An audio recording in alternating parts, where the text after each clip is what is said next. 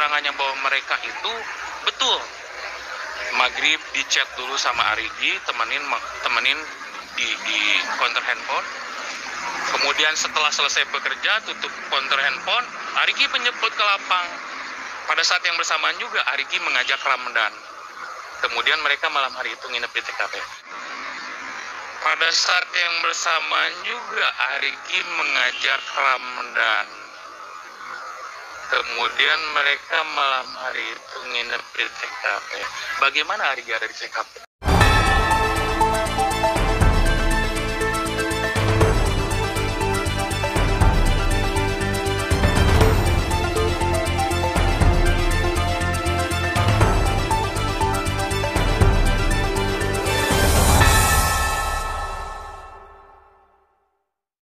Assalamualaikum warahmatullahi wabarakatuh. Alhamdulillah kita semuanya masih bisa dipertemukan melalui sebuah konten ini. Baik teman-teman, ini juga memang menarik memang ketika ada sebuah pengakuan atau apalah bahasanya yang telah dilontarkan oleh kuasa hukum daripada Pak Yosep dan kawan-kawan itu dan saudara-saudara istri dan kedua anaknya itu, bahwa akhirnya adalah menjadi sebuah alasan apakah yang telah diucapkan oleh PH tersebut adalah sebuah kebenaran, kebetulan, atau memang sebuah settingan, keceplosan dan sebagainya.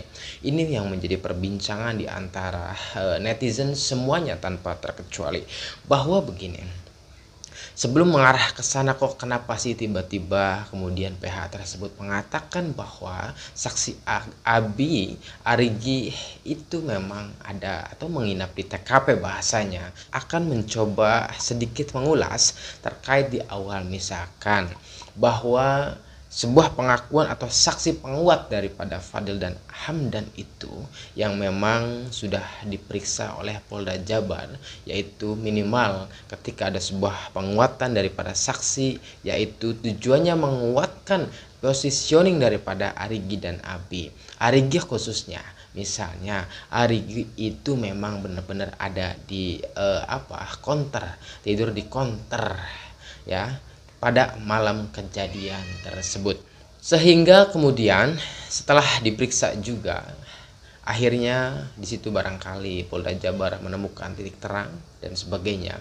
Apakah kemudian yang menjadi skeptisisme masyarakat saksi penguat tersebut adalah misalkan tanda kutip bohong atau tidak, jujur atau tidak dan sebagainya. Bahkan kemudian di akhir-akhir ini saksi Fadil dan Hamdan tersebut yaitu telah sumpah di atas Al-Quran, seperti halnya yang telah dilakukan oleh sumpah tersebut Ibu Mimin dan Pak Yosep, walaupun pada akhirnya Pak Yosep dan Ibu Mimin juga menjadi tersangka. Apakah sebuah skema seperti hari ini kita tahu semua bahwa ternyata Fadil dan Hamdan itu telah sumpah di atas Al-Quran bahwa dirinya itu mengetahui adanya positioning daripada Arigi, yaitu ada di counter dan tidur di counter. Apakah saksi ini juga menjadi benar penguat bahwa ketika Polda Jabar misalnya telah memanggil Ibu Dewi, yang kita tahu bahwa Ibu Dewi di awal itu mengatakan katanya yaitu melihat Arigi saat membuka counter tersebut, dan bahkan paginya pun melihat Arigi jam 8 pagi tersebut sedang menjemur pakaian. Tetapi hal itu pun memang dibantah oleh kuasa hukum daripada Danu, ya, bahwa ia mengatakan ketika kemudian beliau ini telah mendapatkan informasi barangkali itu saya kira dari Polda barangkali ya, kalau kronologi informasi yang didapatkannya, bahwa begini katanya, ketika di awal Ibu Dewi itu mengakui bahwa melihat Arigi saat masuk dan keluar, saat kemudian membuka folding gate ya namanya, lalu kemudian pagi hari saat menjemur juga beliau melihatnya juga. Tetapi saat dikonfirmasi, digali informasinya, dipanggil oleh Polda Jabar, ternyata keterangannya berbeda.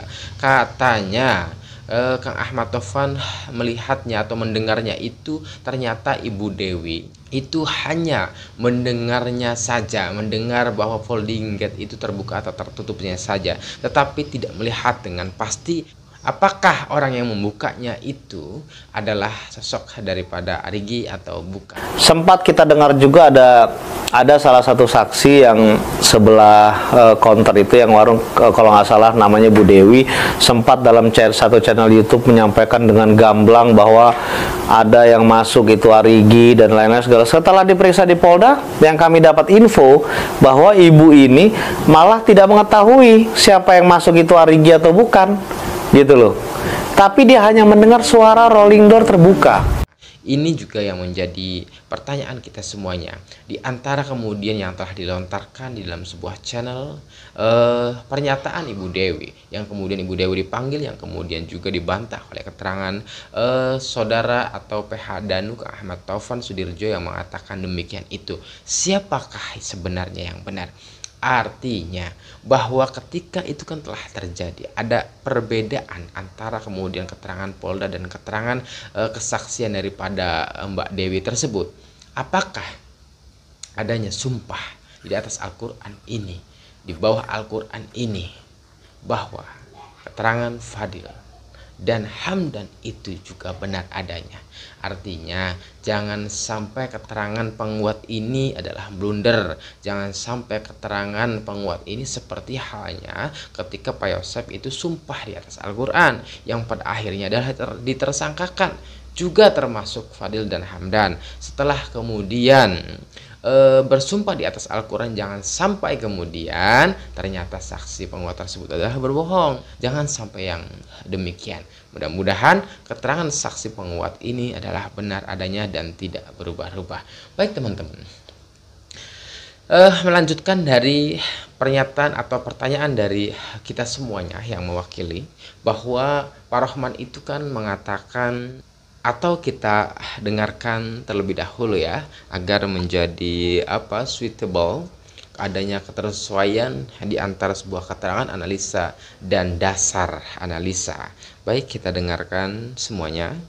Di counter handphone, kemudian setelah selesai bekerja tutup counter handphone, Arigi menyebut ke lapang.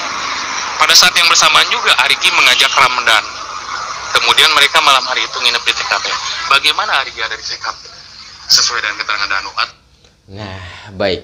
Setelah konter itu tutup, kemudian Arigi menjemput ke lapang, menjemput Hamdan dan Fadil, dan kemudian mereka itu tidur di TKP. Nah, kelanjutannya pun adalah sama ya. Artinya begini teman-teman, bahwa pernyataan atau pengakuan ini bisa memungkinkan beberapa hal. Misalkan yang pertama juga mungkin adalah ini sebuah kebenarannya yang sebenar-benarnya, bahwa mereka itu adalah sebenarnya ada di TKP atau nginep di TKP.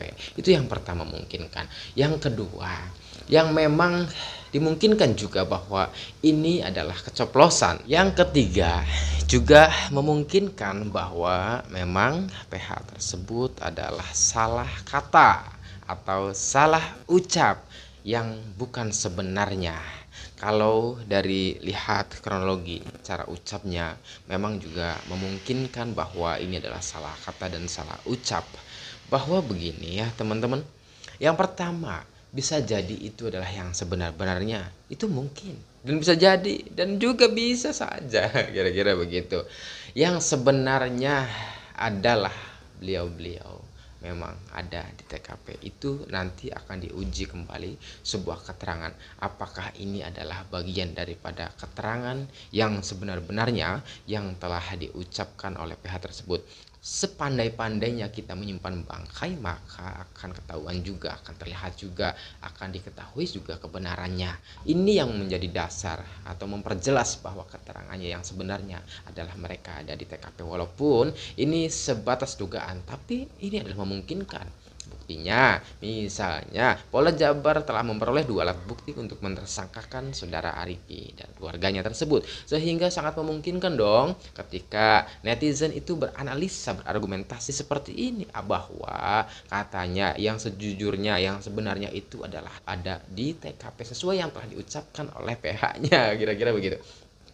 Yang kedua, apakah juga memungkinkan keceplosan pH-nya itu? Bisa mungkin. Karena kita tahu ya teman-teman, ketika kita misalkan kita membuat sebuah skenario, skema dan sebagainya untuk menghalau kebenaran itu, sehingga yang ada seringkali terjadi pada diri kita semuanya ya teman-teman, apapun situasinya, kondisinya, bahwa memang keceplosan itu seringkali kita ucapkan apapun alasannya terkait ketika kita mengumpatkan sebuah kebenaran, melalaikan sebuah kebenaran, bahwa kita seringkali yang terjadi faktanya adalah keceplosan.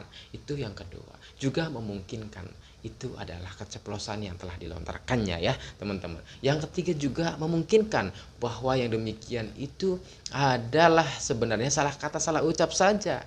Karena memang kalau kita ambil histori dari A sampai Z itu yang berbicara saat itu, apakah misalkan kalian itu lebih percaya mana? Saksi yang memang belum ada kaitannya dengan kasus Subang, atau saksi Danu yang memang dari awal sudah mengarang, katanya begitu ya. Kalau memang melihat kronologi histori dari rangkaian ucapannya itu memang sepertinya juga dimungkinkan bahwa yang demikian itu adalah salah kata atau salah ucap. Silakan teman-teman bisa menilai apakah yang pertama, yang kedua, dan yang ketiga.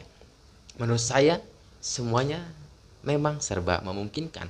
Apakah Arigi juga itu ada di TKP opsi yang pertama, karena buktinya Polda juga mempunyai 2 alat bukti untuk mentersangkakan Arigi tersebut. Yang kedua, keceplosan ketika kita mengumpatkan mencoba untuk berbohong dari yang benar, maka biasanya faktanya juga terjadi di dalam diri kita. Seringkali barangkali di lapangan itu juga sering keceplosan di dalam diri kita sajalah analoginya. Nah, yang ketiga juga memungkinkan histori kronologi statement yang diucapkan itu adalah salah kata atau salah ucap. Yang memang ketiganya adalah sangat memungkinkan sekali. Baik teman-teman, silahkan lebih percaya yang mana. Yang jelas begini, bahwa ketika dahulu kita menginginkan kasus ini terbongkar, terungkap sampai ke akarnya, ketika kasus ini sudah ada progres, ada sebuah pengakuan, kemudian ada tersangka dan sebagainya, janganlah kita kemudian melalaikan bahwa atau membantu meringankan para tersangka itu. Yang ada kita support Polda Jabar untuk membongkar lebih jauh. Ketika Polda Jabar menersangkakan seseorang tersebut, maka kita support, bukan kita dengan cara membelanya. Siapapun pelakunya, siapapun, apakah misalkan tersangka M, A, A, P, kemudian Y dan D dan sebagainya. Kita harus support Polda Jabar. Jangan sampai yang sudah menjadi tersangka menjadi semu, menjadi ambiar dan sebagainya. Malah yang menjadi perhatian kita adalah bukan hanya 5 tersangka, tetapi mengangkat derajat status para saksi yang belum menjadi tersangka dinaikkan menjadi tersangka. Itu support kita mestinya ya teman-teman. Ayo kita support Polda Jabar agar kelimanya memang benar-benar menjadi tersangka yang sebenarnya, dan keinginan kita bahwa saksi yang lain juga akan dinaikkan statusnya. Karena kita tahu sendiri ya teman-teman, banyak sekali petunjuk yang memang bisa mengarahkan mereka yang menjadi saksi itu, yaitu menjadi sebuah alat bukti dalam hal ini. Keinginan kita, permohonan kita, tersangkakanlah mereka yang bersalah.